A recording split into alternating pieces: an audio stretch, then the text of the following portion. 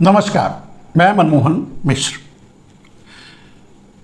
SBI अगर गुप्त चुनावी चंदे की लिस्ट यानी इलेक्टोरल बॉन्ड की लिस्ट जारी कर दे तो अडानी देश छोड़कर भाग जाएंगे। मतलब मोदी और अडानी दोनों देश छोड़कर भाग जाएंगे।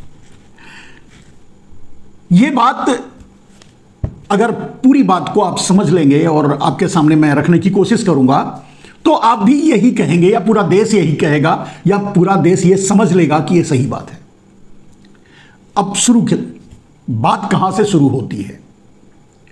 नरेंद्र मोदी काले धन के जरिए मतलब काले धन का इस्तेमाल करके हजारों हजार करोड़ रुपए की रैलियां करके मीडिया में खर्च करके मीडिया खरीद करके जिसमें ब्लैक मनी दूसरे देश जो भारत के दुश्मन देश हैं अमेरिका और चीन के जरिए नरेंद्र मोदी भारत पर प्लांट किए गए, प्रोजेक्ट किए गए।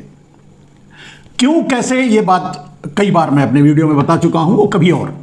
आज ये बात कि ब्लैक मनी के जरिए नरेंद्र मोदी भारत की राजनीति यानी भारत की प्रधानमंत्री की कुर्सी पर भारत के प्रधानमंत्री की कुर्सी पर पहुंचे और अब नरेंद्र मोदी उसी ब्लैक मनी के कारण भारत के प्रधानमंत्री की कुर्सी छोड़नी पड़ेगी।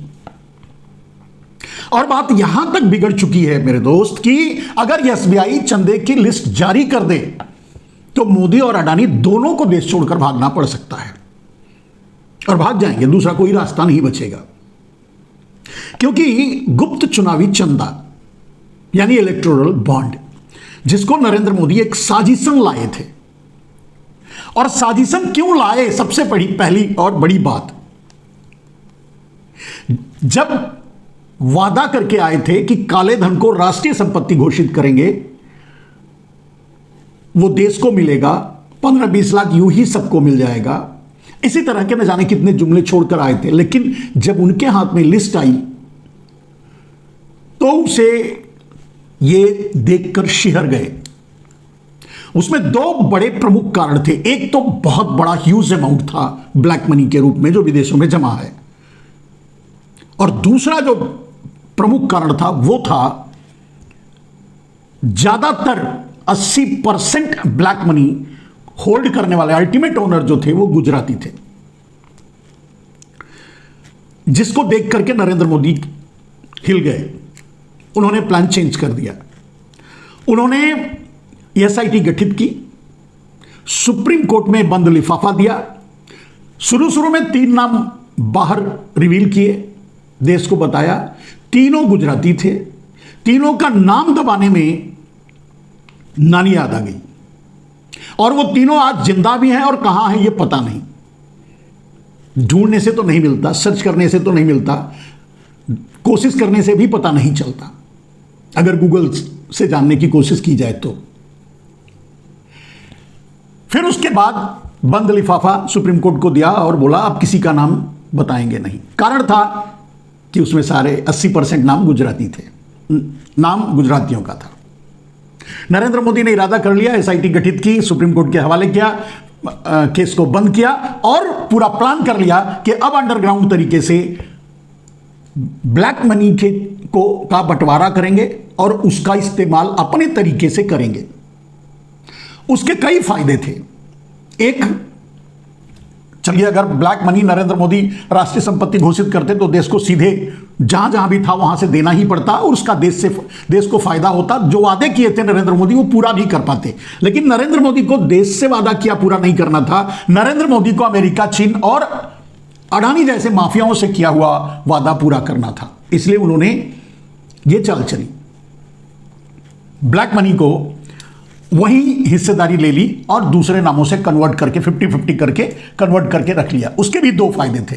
एक तो पैसा मिल रहा था, अंडरग्राउंड तरीके से लाते, भारत के इंफ्रास्ट्रक्चर को खरीदते, जो उन्होंने किया अडानी के नाम से। और दूसरा जो फायदा था यह था कि जितने भी थे उनको ब्लैकमेल किया जा सकता है, जो बाहर के, जो 20% बाहर के थे, या और जितने गुजराती उद्योगपति थे जो इनके फेवर के नहीं थे, जो ब्लैक मनी होल्डर थे जो इनके फेवर के नहीं थे, इनसे सटे हुए नहीं थे, उनको उनसे पैसा वसूलने में आसानी होगी और उस पैसे का इस्तेमाल ये करने का इरादा कर लिया और इन्होंने ब्लैक मनी को अंडरग्राउंड कर दिया। ब्लैक मनी के बारे में आपको याद होगा कि 2015-16-14 में आए थे। उसके पहले क्या क्या ब्लैक मनी के बारे में बोलते थे, नहीं लाया तो एक एक पाई लाऊंगा, सबको 15-20 लाख दिलाऊंगा, नहीं लाया तो चौराहे पर मुझे खींच लेना, वगैरह वगैरह बहुत से ड्रामे जुमले आपने सुना था।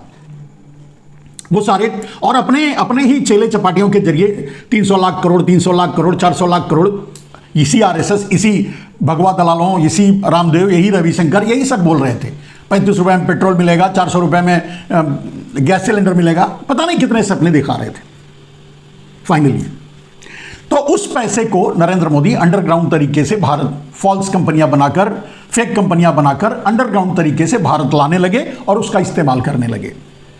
कहाँ कहाँ इस्तेमाल किए? अपने कुछ दलालों जैसे रामदेव, रविशंकर, पूरा आरएसएस और जो इनका भगवा परिवार है उनको डिस्ट्रीब्यूट किया, उनको समृद्ध किया, उनको खड़ा किया। अपने कार्यालय, उनके कार्यालय को देख ही रहे हैं कि पूरा भारत के कोने कोने में उनके कार्यालय बने हैं और 100-100, 200 करोड़ लगा के बने हैं। आपको पता ही होगा कई हज़ार करोड़ लगा करके तो दिल्ली का कार्यालय बना है, 5 स्टार होटल से भी महंगा। बाकी आपको पता ही है, ये बात अब तो सार्वजनिक हो चुकी है कि 16,000 करोड़ का इलेक्टोरल बॉन्ड बना है, जिसमें 11,000 करोड़ तो इनको ही मिला है।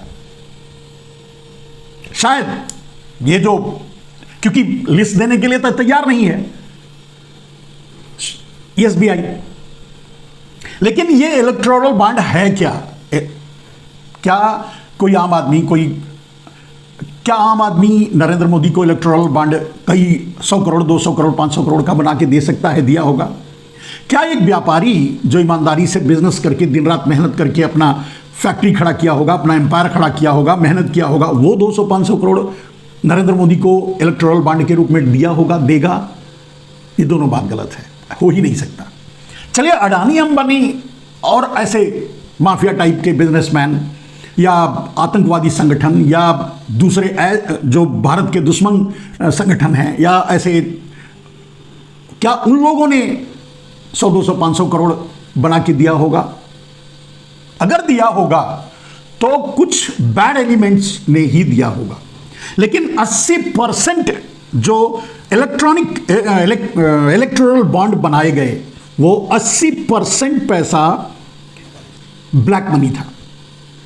और ये वही ब्लैक मनी था जो भारत को मिलना था, विदेशों से लाना था, राष्ट्रीय संपत्ति घोषित करके। जब वहां दबा लिए तो वहां से वो पैसा फिक्स कंपनियां बनाकर भारत लाने लगे और वो अडानी और दूसरे अडानी, अंबानी, ऐसे लोगों को वही ब्लैक मनी ये नरेंद्र मोदी ने दिया और वही उसी ब्लैक मनी को अडानी, अंबानी या जो भी इनके माफिया गिरोह हैं वो इलेक्टोरल बॉन्ड में कन्वर्ट करके इनको चंदे के रूप में दिया। यानी सारा खेल उसी ब्लैक मनी का ही है।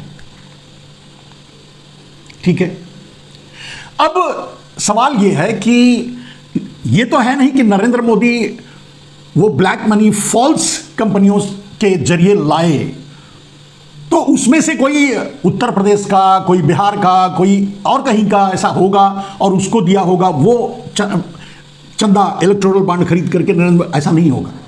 डेफिनेटली इनके आसपास के, इनका परिवार जो है वही उसी को दिया होगा, विनोद अडानी जैसे लोगों को, जो जिनको विदेश में बसा रखा है, या नीरव मोदी, मेहुल चौकसी वगैरह वगैरह को। वो क्या कर रहे हैं विदेश में जाकर के, कैसे ऐश कर रहे हैं, ये आप जानते ही हैं।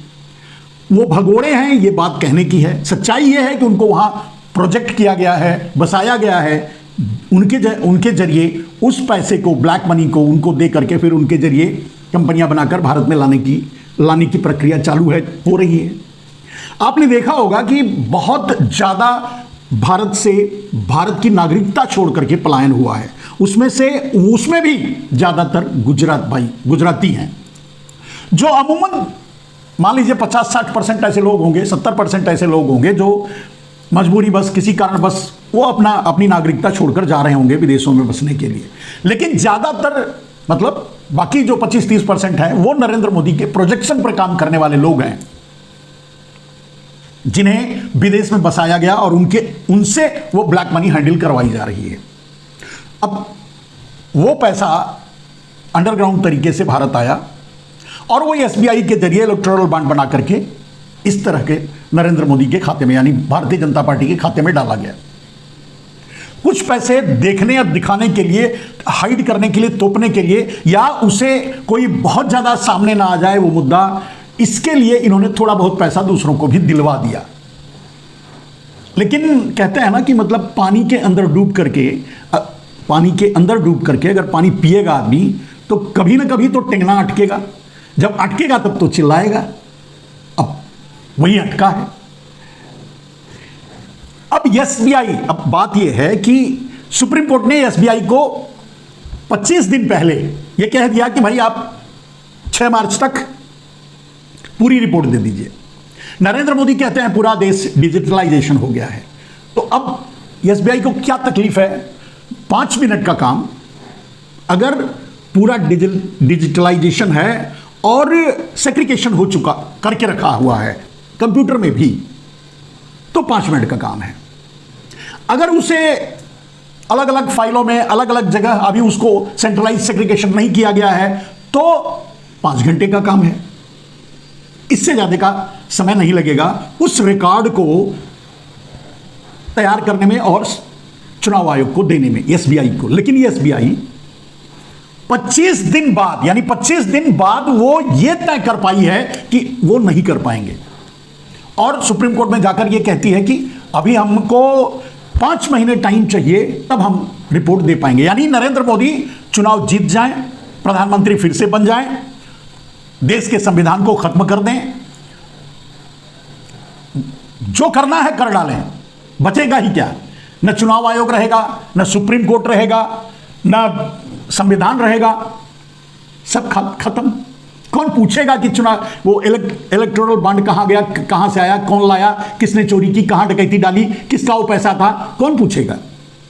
जो बोलेगा वो जेल में जाएगा। वैसे अब भी वैसे ही परिस्थिति बन रही है। नरेंद्र मोदी, मैंने कहा कि अगर इलेक्टोरल बॉन्ड का पूरा रिपोर्ट एसबीआई तुरंत सुप्रीम कोर्ट के कथनानुसार जमा कर दे और 15 मार्च तक वो चुनाव आयोग सार्वजनिक कर दे, तो नरेंद्र मोदी एक दिन भी भारत नहीं रह सकते, क्योंकि वह सारे चोरों का नाम सामने आ जाएगा जिन्होंने दिया है। उनको यह बताना पड़ेगा कि उन्हें पैसा कौन दिया, कहां से आया, तो उन्हें पैसा नरेंद्र मोदी ने दिया, यह सामने आ जाएगा। तब नरेंद्र मोदी को यह बताना पड़ेगा कि ये वही पैसा है, ब्लैक मनी, जो विदेशों में रखा था, मैं लाया अंडरग्राउंड तरीके से और अडानी को दिया। बताना ही पड़ेगा, अडानी को भी बताना पड़ेगा, अंबानी को भी बताना पड़ेगा, जो लोग इनमें इन्वॉल्व होंगे, शेयर लिए होंगे। अब मान लीजिए 500 करोड़ दिए और इलेक्टोरल बॉन्ड बनवाने के लिए, तो बोलेंगे ना 100 करोड़ तुम ही रख लो, 400 करोड़ का बना के दे दो, तभी तो वो करेंगे। क्यों करेंगे? गुजरात में पैसा पानी की तरह बह रहा है कुछ चोरों के घरों में, कुछ चोरों के पास, कुछ माफियाओं के पास। तो आखिर ऐसा कैसे हुआ? कहां से आ रहा है, कहां से बरस रहा है?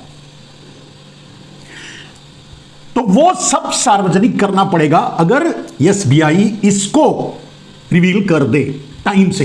करने के लिए, जो नहीं करने के लिए जो बहाना बता रही है वो उचित, वो सही नहीं है, वो झूठ बोल रही है। आप 10 रुपया जमा करवाने जाएंगे तो वो तुरंत आपके पास मैसेज आ जाएगा। आप 10 रुपया निकालेंगे तो तुरंत ईमेल और मैसेज दोनों आ जाता है। एसबीआई कैसे कह सकता है कि बिना इलेक्ट्रॉनिक सिस्टम का इस्तेमाल किए वो इलेक्टोरल बॉन्ड बना दिए? लेकिन वो इलेक्टोरल बॉन्ड बनाए इलेक्ट्रॉनिक का इस्तेमाल करके, लेकिन नरेंद्र मोदी का दबाव है, अडानी का दबाव है कि इसको सार्वजनिक ना किया जाए, क्योंकि अब उनकी अपनी राजनीति दांव पे लगी है, उनका अपना राष्ट्रवाद दांव पे लगा है। चुनाव लड़ना तो भूल जाइए, चुनाव जीतना तो भूल जाइए, भारत में रहना मुश्किल हो जाएगा नरेंद्र मोदी और अडानी का, यानी मोडानी का, अगर ये लिस्ट बाहर आ गई तो। ऐसे बहुत से लिस्ट है भारत में, किनका इन्होंने, नरेंद्र मोदी ने राइट ऑफ किया है, वो लिस्ट बाहर आ जाए। कौन 400-500 करोड़ से ज्यादा पैसा लेकर खा के बैठ गए, वो लिस्ट बाहर आ जाए। कौन वेलफुल डिफॉल्टर करके पैसे का ऐश कर रहे हैं, आम आदमी के पैसे को का इस्तेमाल करके, वो लिस्ट बाहर आए। ऐसे बहुत सी लिस्ट हैं, लेकिन छोड़ दीजिए, सारी लिस्ट बाद में आएगी। नरेंद्र मोदी का जो होना है वो तो बाद में होगा ही। लेकिन अगर इलेक्टोरल बॉन्ड की लिस्ट एसबीआई सार्वजनिक कर दे तो नरेंद्र मोदी और अडानी को देश छोड़ना पड़ेगा तत्काल। मैं नहीं कह रहा हूं, वो खुद ही नहीं रहेंगे, भाग जाएंगे, क्योंकि इसमें इतना फ्रॉड है। ये कोई सिस्टम नहीं, ये सीधा सीधा फ्रॉड किया गया है, ब्लैक को व्हाइट किया गया है। और ये अभी खत्म नहीं हुआ है, अभी भी अंडर नरेंद्र मोदी कंट्रोल कम से कम 200-300 लाख विदेशों में पड़े हैं, जिसको लाना है, और वही लफड़ा चल रहा है। यानी अगर नरेंद्र मोदी लालच नहीं किए होते और काले धन को राष्ट्रीय संपत्ति घोषित करवाए होते, किए होते, तो पैसा देश के पास आता, देश उसका इस्तेमाल करता, सब समृद्ध होता, देश नंबर 1 बन गया होता, ₹1 का $1 मिल रहा होता, भारत पर कोई कर्ज नहीं होता, बहुत कुछ हो सकता था। कुछ नहीं होने दिया नरेंद्र मोदी ने। होने क्या दिया, किया क्या? अपनी मतलब गलत नीति, गलत इरादा अडानी को के जरिए सारे पैसे का इस्तेमाल करके सब कुछ भारत का पीएसयू, सरकारी कंपनियां, प्राइवेट कंपनियों को गन पॉइंट पे, या सीमेंट उद्योग हुआ, या बिजली उद्योग हुआ, या दूसरे और इंडस्ट्रीज हुए, कंस्ट्रक्शन उद्योग हुआ, जो भी सारा उद्योग था, उर्वरक हुआ, जितने भी सारे, सब कुछ, रेलवे, पोर्ट, एयरपोर्ट, सब कुछ नरेंद्र मोदी ने उसी ब्लैक मनी के से खरीद करके अडानी को दे दिया, यानी खुद ले लिया। उसी ब्लैक मनी को इलेक्टोरल बॉन्ड में कन्वर्ट करके भारतीय जनता पार्टी अपने को दिया और अपने दलालों को दिया, भारतीय जनता पार्टी को दिया, जो आप देख रहे हैं चुनाव में खर्च हो रहा है, कोई लिमिट्स नहीं है। हजार करोड़ एक चुनावी रैली में लग रही है, लोगों को भर भर कर लाए जा रहे हैं, लोगों को पहुंचाए जा रहे हैं, खाने दिया जा रहा है, पैसा बांटा जा रहा है, सब कुछ किया जा रहा है। एमएलए खरीदे जा रहे हैं, सांसद खरीदे जा रहे हैं, पार्टियां तोड़ी जा रही हैं, सरकारें गिराई जा रही हैं, सारे गलत काम, ड्रग्स बेचे जा रहे हैं, ड्रग्स का व्यापार किया जा रहा है, सारे गलत काम नरेंद्र मोदी ने उसी ब्लैक मनी के कारण, उसी ब्लैक मनी के जरिए, उसी ब्लैक मनी को खपाने के लिए शुरू कर दिया। देश गया भाड़ में। सबका साथ, सबका विकास, ऐसी तैसी, सबका प्रयास, सब ड्रामा, सब जुमला। आप देख ही चुके हैं, 80 करोड़ लोगों के हाथों में कटोरा थमा दिया, 2 करोड़ रोजगार देने की बात थी, इन 10 सालों में 20 करोड़ लोगों का रोजगार छीन लिया। मजदूर, आम आदमी, गरीबी, महंगाई, बेरोजगारी, जो अपने बचत का पैसा बैंकों में रखे थे वो भी निकाल कर बेचारे खा रहे हैं, वो भी नहीं खाने दे रहे हैं, वो भी लूट करके अडानी को दिए जा रहे हैं। ये सारे सब कुछ नरेंद्र मोदी सिर्फ वो ब्लैक मनी के चलते, ब्लैक मनी के कारण, ब्लैक मनी, और वो अब सामने आ जाएगा इस लिस्ट के जरिए, क्योंकि नरेंद्र मोदी ने तो यह प्रावधान किया था कि वो कोई बताएगा नहीं, हम उस पर आरटीआई नहीं देंगे, हम जवाब नहीं देंगे, कौन लाएगा, कहां से लाएगा, डाका डाल के लाया, बैंक का ताला तोड़ के लाया, आतंकवादी ने दिया, दूसरे टेररिस्ट ने दिया, दूसरे दुश्मन देश ने दिया, किसने दिया, चाइना का सौदा करके जो जमीन दिए हैं उसका पैसा लिया, सब इस तरह से लाएंगे और इलेक्टोरल बॉन्ड के रूप में खपाएंगे। कोई कुछ नहीं पूछेगा, नहीं पूछा जाएगा, नहीं पूछने देगा। लेकिन सुप्रीम कोर्ट ने पानी फेर दिया नरेंद्र मोदी के इरादे पे। अब वही नरेंद्र मोदी से ही पूछा जाए, 5 महीना क्यों चाहिए? कोई भी, किसी को भी, हर आम आदमी, एक साधारण सा आदमी को यह भरोसा नहीं होगा। नरेंद्र मोदी कहते हैं डिजिटलाइजेशन, डिजिटलाइजेशन, डिजिटलाइजेशन, और नरेंद्र मोदी किस मुंह से आज कह सकते हैं कि नहीं, एसबीआई जो कह रहा है वो सही है? या नरेंद्र मोदी के दलाल जो हैं, नरेंद्र मोदी के ताली बजाने वाले लोग हैं, वो आकर सामने कहें कि नहीं, एसबीआई जो कह रहा है सही है? वो कैसे देगा? अभी डिजिटलाइजेशन करेगा तब देगा, कैसे कह सकते हैं?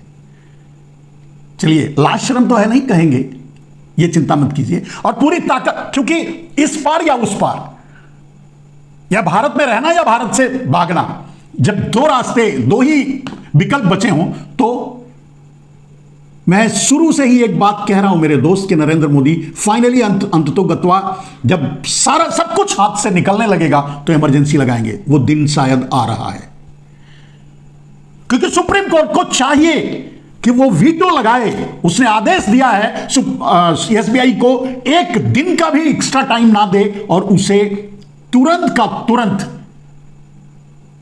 पूरी रिपोर्ट्स चुनाव आयोग को देने के लिए बोले और उसे सार्वजनिक करने के लिए बोले। फिर चुनाव लड़ें नरेंद्र मोदी, फिर देश में रहें, फिर मुंह दिखाएं किसी को। सारा कच्चा चिट्ठा, सारा जो खेल इन्होंने खेला है काले धन का, सब बाहर आ जाएगा। मेरे दोस्त, जो होगा उसकी कल्पना आप नहीं कर सकते, और कितने लोग जेल में जाएंगे इसकी भी कल्पना आप नहीं कर सकते। कितने लोग या तो जेल में जाएंगे या पहले से ही फरार होना शुरू कर देंगे।